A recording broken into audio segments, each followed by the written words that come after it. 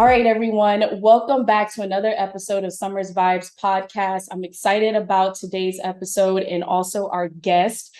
We have Kristina Ellis on here from Dave Ramsey. She's going to help us out with a lot of tips and tricks, giving some information about student loan debt that I think is just going to be so imperative for many borrowers that have student loan debt, and also some strategies and some good things to take away for individuals that might be just now starting college. So, Kristina, thank you so much for joining this episode. Glad to have you.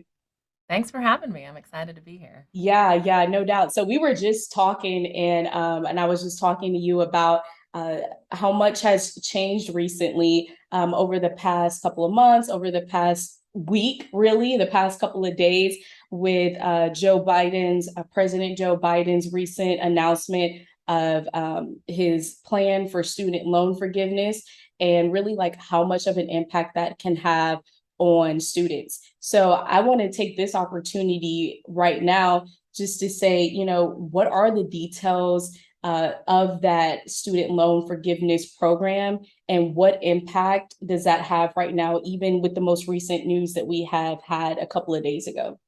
Yeah, so the applications are live now. They just announced it last night. They are up and you can go apply. So far, they're saying they're super easy. You don't have to submit additional forms, which is pretty cool. It's people are ecstatic about how easy it is. But the details are you can get up to $10,000 forgiven if you make $125,000 or less as a single person, or $250,000 as a married couple. And if you had a Pell Grant in college, you can get up to $20,000 forgiven. Okay. So so this past weekend, I did the beta launch test. So is that still applicable? Because I'm like, do I need to apply again for that? They're saying if you did the beta, then that is your application. Okay. And now that the application is live, they should start processing those beta applications. But I do want to encourage everyone to stay on top of the latest news. This is a new program. There are still lawsuits out there challenging this program. So it's just really important to sign up for the updates from the Department of Education and stay on top of the news just to make sure that there's not additional forms that need to be filled out, that there's not deadlines that are pushed. This is all new. This is all changing in real time. So just stay up to date. Yeah, for sure. I think it's studentaid.gov, if I'm not mistaken. Yep. And then also, if you are a parent and you had a Parent Plus loan, I think you're all, the parents are also qualified for that forgiveness as well, which I think is amazing because typically, Yes. the parents is the one that put you through college and they don't get a lot of relief. Right. Yeah. And there's so many interesting stats out now about, adults over the age of 50 who are still dealing with crippling student loan debt. Because like you said, they helped their student through college and, they were wanting to pour into their student and now they're stuck with debt. So I am thankful that they're included in this. Yeah, me too. My mom has a Parent Plus loan, so I Oh, know. she's probably like, yes, Yes. yes. Exactly. Like she is definitely like, yes. So I'm like, okay. I'm like, that's the first thing. I was like, I did her application first because I was like, let me go ahead and do yours first. Oh, But good way to take care of mama. I love that. I love I that you did it know for first. sure, for sure, for sure. They carry us, so we have to carry them at some point. Yes. But then also, so given that we have this forgiveness, right? There are other things that are mentioned in his plan. For instance, the income driven repayment. We know at first it was 10% of your discretionary income, and now they changed it to 5%. So, for you, what impact does this have on students? I mean, I'm excited. I have not paid my government loans, but I was like, actually, I might look forward to paying them if I know it's like 5%. So can you talk a little bit about that impact? Yeah, so I think it's kind of twofold. One, people like you right now who are facing these student loans, it's going to be such a gift and a blessing for them because it limits that payment. And it's like, okay, it's not going to take as much of your income.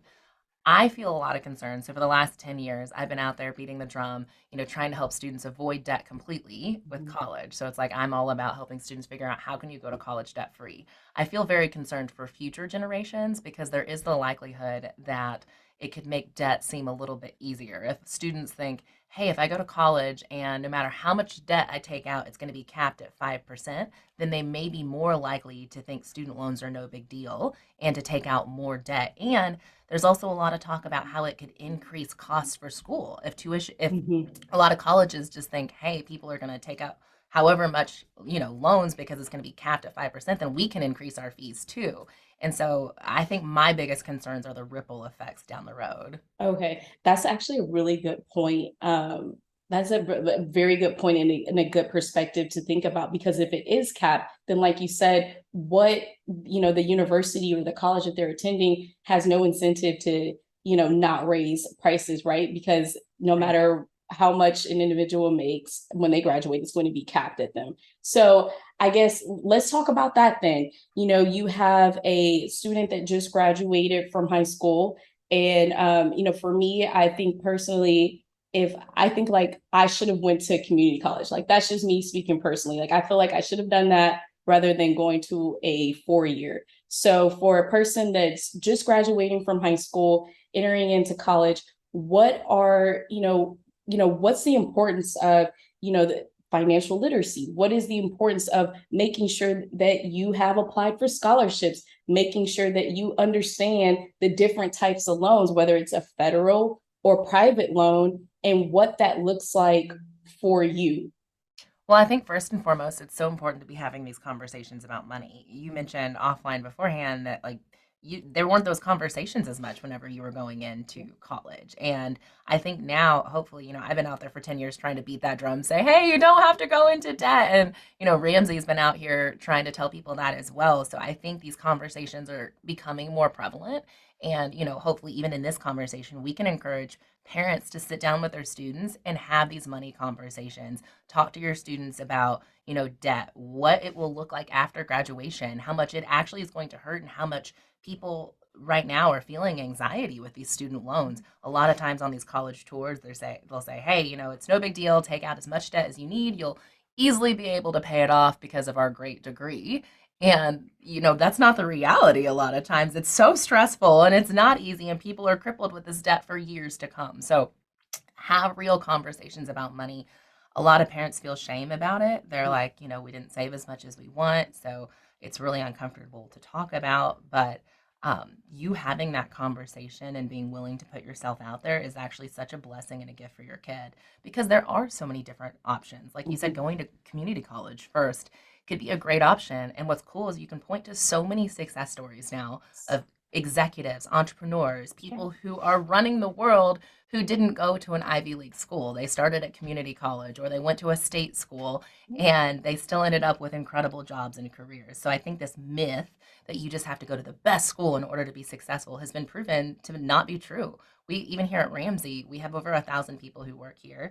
It's a super competitive workplace. And if you walk around the building, you'll have people sitting right beside each other doing the exact same job, where one person went to community college and the other person went to a Mhm. really top expensive school, and they're doing the same job. Mhm. So like it's really important to be strategic and realize that you don't just have to pay hand over foot to go to a crazy expensive school. There are different options. Yeah, no doubt. I know. I like every time I think about it, I'm like, oh my goodness. Like when I graduated back in 2009, I was like, oh, I have to go to like a university. Like, and that is your thought, because that is what you're grown, like that's what you grow up thinking, is that you have to do that. And it's really not. You get the same quality education no matter where you go. And I think that I hope that the younger generations like realize that, and they understand that like you don't have to do that.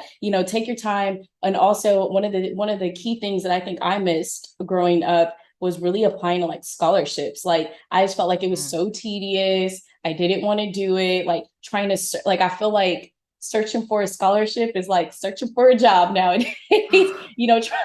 The application process and everything. And so that can be, for some, I think for me personally, it was daunting, for me, because I didn't want to sit there and necessarily do that. But also, I paid a price, for not taking advantage of, scholarships.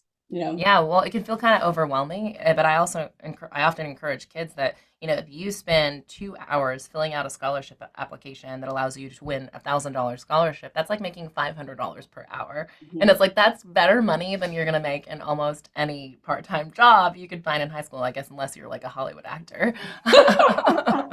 So it's worth that time and effort, even though it like may feel like, oh, I'm just applying for a scholarship that's $500. That's like, oh, that money adds up, and that's 500 real dollars that like a lot of people now are paying back in student loans. So it's like it's worth that time and effort. And so I'm so thankful my mom encouraged me to apply for scholarships early on. My freshman year of high school, she basically gave me a challenge and said, Kristina, I love you and I believe in you, but I just can't afford to pay for your college Mhm. education. So you need to start thinking about scholarships and how you're going to pay for it. And at first, I was kind of overwhelmed because I wasn't the perfect student. I wasn't a star athlete, so I didn't know how I could win scholarships. But she just had so much faith in me and encouragement in me that I started to believe in myself. I did a ton of research. I read like every book I could find on scholarships. I was like interviewing anyone who had won scholarships. I was like, tell me all your secrets, tell me everything I need to know. And just worked hard throughout high school to build up my resume. And then senior year of high school, I treated the application process like a part time job. I just See, applied and look, applied. job. It was literally like my part time job. But I was able to win over $500,000 in scholarships. So it's like, yeah, I mean, where else could I have found a part time job that would pay Pay that that much much. money? Yeah. And so I just encourage students to like be willing to put in the time and effort because it feels like almost like monopoly money whenever you're applying. Like, am I really going to win this money? Is it worth the effort? But it's like it's real money that pays off in the long run. And so just be willing to take the time to put yourself out there. I couldn't agree more. I really couldn't. I have like a lot of friends who younger siblings like went into college, and I was like, look, make sure y'all apply for scholarships. Make sure you're like really, if you can't go to the community college, go to that first. Like you don't have to like if you can't pay Yes. for it. I used to listen to oh my gosh, it was a podcast. It was I think it was called like Student Borrowed. It was like a Dave Ramsey Borrowed future. Borrowed Future. Oh my gosh. Yes. Yes, I loved, oh my gosh, like I loved that podcast. Like I like messaged them Yes. on Instagram. I was like, y'all are legit. Like, where were y'all when I was going to school? Oh my gosh. Well, really cool news is we actually created a documentary Mhm. after the podcast. And so as of last night, it went live on YouTube for free. So Oh, you can watch I know, I'm so I'm excited. For the excited last, now. yes, it launched about a year ago. And before it was on Prime Video, Google Play, and you had to pay for it. And now it literally just went free on YouTube. Oh my And it is so exciting and amazing. I got to be part of the documentary, and it's been such a cool resource to share with people because it's one thing to tell young people to go to school debt free and like you should do this, you should do that, and they're like, oh, I don't really want to hear that. But if you show them this documentary, it's got all these real stories from people who like one went to school without debt and two went to school with debt, and it tells their stories of like the real life challenges. There's a dentist in there who had like $1 million in student loan debt, and so now he's got this incredible salary, but he's like crying in the documentary because he can't afford his life and he can't afford these crazy payments. So it's just to see people's stories and like the reality of the student loan industry. Like it's just so powerful. So I recommend that to all parents because it's a way to like introduce your kids to why they should avoid student loan debt without you just having to like beat the drum on your own. It like paints the picture for them. Yeah, I couldn't agree more. Borrowed Future on YouTube. Like listening to that podcast, like I was literally like, I wish that I heard that when I was going into school. And like, like you said, when we were talking earlier, and you don't realize like once you graduate that six months flies by, right? And Hmm. so you're out of that grace period. And then here your student loan debt is. So that whole time, and the other thing that comes into play is the refund check that you get. So if you get more money, if you borrowed more money than you actually needed for college, like in my mind, I didn't even think like, oh, I'm gonna pay that back. Right. It's just not something, it was not something that was top of mind until I graduated. And I think I made better decisions getting my master's, most definitely, than I did in Yeah. my undergrad. And I feel like the most damage for me personally was undergrad. It wasn't Hmm. even like the master's, but listening to those stories on Borrowed Future, I'm like, I can absolutely relate. I know so many, and I also know so many people that have the debt, and they taught, and they, like I told you, like I was literally obsessed with trying to find a way to pay off the debt. I'm like, oh, Mm. okay, like, can you file for bankruptcy? No, you cannot file for bankruptcy. Do you let them default and then, say I'm going to pay a lump sum? Like all those different scenarios were running through my mind. But I'm like, well, then if I do that, then that's going to ruin my credit. So there was just a lot of going on, a few years ago. Yeah. Well, and that's the anxiety and the reality of like graduating with so much debt. It can be crippling. Like there's so many stats and studies now about the anxiety around student loan debt, about how people are now delaying major life decisions because they feel trapped. They feel trapped by the student loan debt, and like they can't have kids, they can't buy houses, they can't make all these major life decisions because of feeling gripped with student loan debt. And what's crazy, you said undergrad was when you got the most debt. It's crazy that like that's even a thing, that like an 18-year-old couldn't go get a business loan from a Yes, bank, but we're just going to like open the checkbook and give them whatever they want to go to college with exactly. debt. And it's like that's just their prefrontal cortexes aren't even fully developed yet to be able to understand the long-term consequences of these decisions. And so it's very frustrating that this industry has been created that really preys on 18 and Yeah. 19-year-old kids. Yeah, no doubt. I mean, you think about even the interest rates, right? For individuals who have private student loans, like that I feel like you do not get as many chances with your private student loans as you do with your federal, right? Yep. Like who I finance through for my private, they have been a lot more gracious than I have ever experienced with any other loan servicer. But the fact of the matter is that before I got my loans refinanced, specifically recall with one bank, my interest rate was like 12.8%. And I'm like, Oh, and I think back on it now, I'm like, that's predatory in my mind. And it's crazy to think I was paying, well, I didn't even pay it because I got them refinanced. But the fact that one loan was 12.8% because it was a private loan. And so I think like that's what sparked the passion right there. It's like this is insane. Like this is really bad, is what I it's would say. really, It yeah, it's suffocating. yeah, It it is. it It is. So with that, so let's try to change it to a lighter note, right? Let's try to change it to a yes, lighter note. positive. So okay, great. So when we look at tips and advice that we can give people who are current student loan debt holders, right? Like, or if you're still going into it, but if you're a new student going into college, but people who are current holders of student debt, what are some advice, what is some tips that you can give them? I remember I did look up like Dave Ramsey, like the snowballing, and there's Yes. another one, and I use that to pay off like, little like, like credit card or something like that. But what are some things that, some people can incorporate as far as debt payoff tips?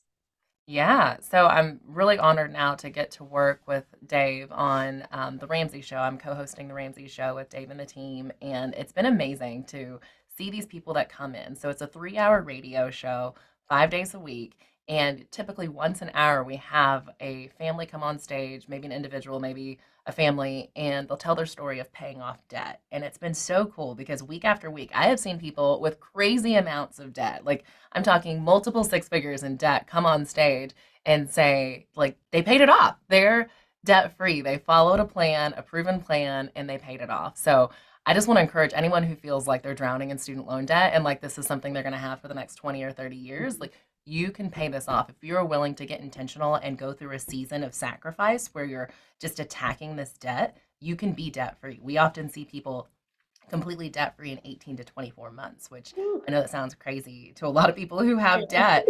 And we actually just had someone join our team recently who had over $400,000 in student loan and consumer debt, and they paid it off completely. It took 5 to 7 years, but they paid it off. So I just want to encourage anyone with what feels like insurmountable debt. Like, if you are willing to commit to really attacking it, this does not have to be something that's in your life forever. You can pay it off. And so here at Ramsey, we have the 7 baby steps. And baby step one is to save $1,000 starter emergency fund. And baby step two is where you're really going to attack your debt. That's where you pay off all consumer debt. So, like you said, we have the debt snowball. It's where you line up your debts from smallest to largest, and you pay the minimum payment on everything except for the smallest debt. And you're just going to attack that debt, put everything into it. So, this is where you get what we call gazelle intense, which is where you're basically like a gazelle that's running from a cheetah. Like you are running for your life. You are doing everything you can to pay off this debt. So you're cutting back on everything you can. You're eating beans and rice, rice and beans. Like you're eating the cheapest food possible in the season. You are taking on side hustles. You are doing everything you can to attack the debt. So you get that smallest debt paid off. And then you take what you were paying on that small debt and you roll it into the second smallest debt. And you take all of that effort, put it into the second smallest debt, work hard, pay that off, and then you take everything you were using to pay on those first two debts and roll it into the third debt. So you can see how the momentum starts to build like a snowball rolling down the hill. Because one of the biggest things, a lot of people will say, well, mathematically, like maybe I should start with highest interest rate. But with money, winning with money is 80% behavior and 20% head knowledge. So it's so important to change behavior and see small wins. When you start feeling the momentum of going, wow, like I don't have this payment anymore. I don't have this payment anymore. You start to get excited and go, okay, I can see the light at the end of the tunnel. Like I can actually do this. Okay. I think that 80% behavior, like that's huge. And I think I read that it takes 21 days to form a habit. So it really, as long as you stay consistent, persistent, and just vigilant, then, you can get it done. We had there's this young lady that I follow on social media. She paid off 215,000 in 4 years, and using Dave Ramsey's methods, right? Well, it's And right. yeah, and I was like, oh my God. So seeing her page, right, is actually what got me obsessed with like listening to Borrowed Future, like and like really Yeah. tuning in. Like I went on the Dave Ramsey website and I was like, okay, snowballing, all Well, right. and I think it's easy to think that like those stories are an anomaly, that like, oh, just this one girl on Instagram did it. But it's like, we see it, like, it's been cool working here because we see it all the time. Literally, my leader here at Ramsey just paid off nearly $200,000 in debt last month. Like, these are stories that are like happening with everyday people. And I also just want to encourage people. So, one of the keys whenever you're starting the baby steps is to get on a budget. And like you said, it's a habit. But also, if you don't feel like it's clicking right away, then don't give up because, they often say 21 days for a habit, but we found with budgeting, it often takes like 3 months to even get the hang of it. So I hear all the time people say, like, I'm not good at budgeting. I tried it 1 month and like I suck at it, so I didn't do it again. But it's like, be willing to stick with it because like everybody typically like most people feel that way when they start budgeting. They're like, oh, this is hard, I'm not used to it, like this isn't easy. But like over time it's like a muscle, it will get stronger and it will get easier. Okay. I think that there's an app, I want to say it's the Everyday.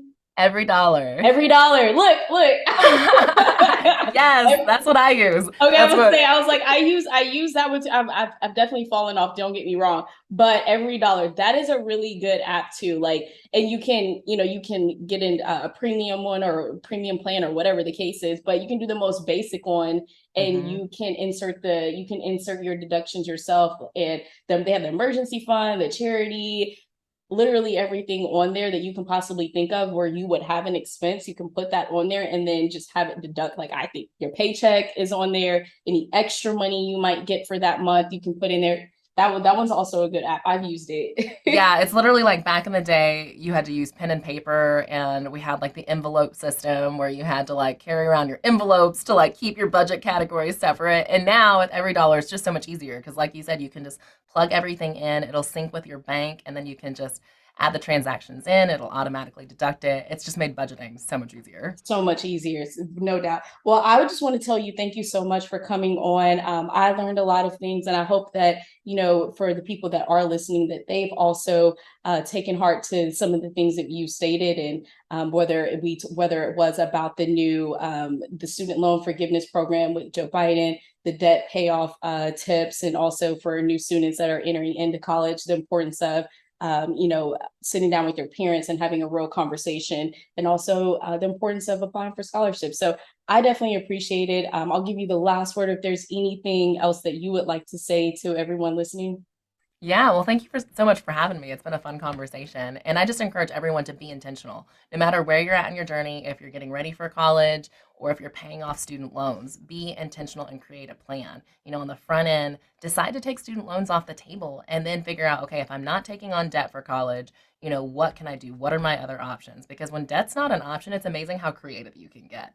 And it's like there are so many options out there for going to school debt free. There's tuition assistance programs, there's scholarships, there's starting at community college. There are a variety of ways to go debt free. So be intentional to do the research and figure out your strategy. And then with paying off student loans, like the baby steps, it's a proven plan. We've seen so many people get out of debt and be completely debt free and then start building wealth, get to the exciting part of money where you actually get to, pay off your home and fund retirement and really live with freedom. So it's all about making those decisions on the front end and saying, this is the type of person I want to be. I want to be a person who is debt free. I want to be a person who is wealthy. I want to be a person who leaves wealth to future generations. That's right. So decide who you want to be and then be intentional about getting there. Well, thank you so much for those gems. I truly appreciate it. And thank you for your time today. Yeah, of course. Thanks for having me.